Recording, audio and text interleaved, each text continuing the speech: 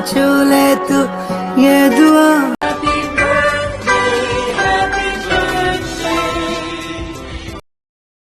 हमारी है अपनी उम्र भी हमने हेलो दोस्तों, कैसे हो आप सब? आई विश आप सभी लोग अच्छे ही होंगे। और आज अंजलि ने अपने दिन की शुरुआत की है इस मंदिर से, जिसको आप लोगों में से बहुत सारे लोग जानते ही होंगे।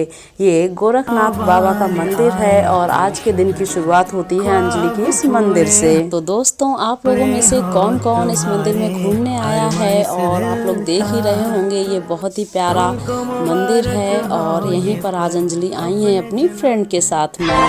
तो दोस्तों, अंजलि आज क्या धमाका करने वाली हैं, इसका वेट कीजिए आप लोग। शाम को 8 बजे आपको वीडियो देखने को मिलने वाली है। So friends, thank you so much.